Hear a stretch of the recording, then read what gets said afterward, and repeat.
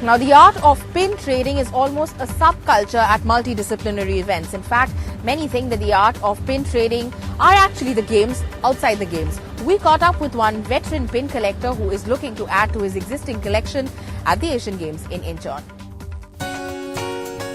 It's been over 2 hours and John Dick has managed to trade 8 pins on his second day in Incheon.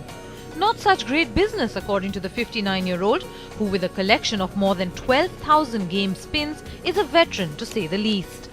It's a lot of pins that you cannot get by buying. You can only trade for. Like with these games, I'd never been to Asian Games before, so it's nice to have Olympic collections, Commonwealth. The Canadian, who works in a warehouse, started collecting pins in 1986. Since then, he's been to 5 Olympic Games. While at an event, John's typical day starts outside the athletes' village. From there, he moves from venue to venue to trade pins. Sorry. Yeah, I don't have one. I'm not much of a pin collector myself, but I'm happy to contribute to John's collection. John, I've got this one from the Commonwealth Games in Glasgow. Can I trade this one with you? What can I get in exchange?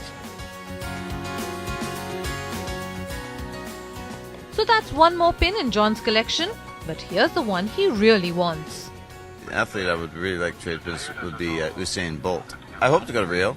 There's a lot of concerns about security and whatnot, so things like that don't usually stop most people.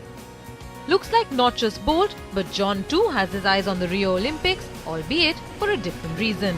With Suprita Das and Pooja Arya in Incheon, in New Delhi, Aruna Bose for NDTV.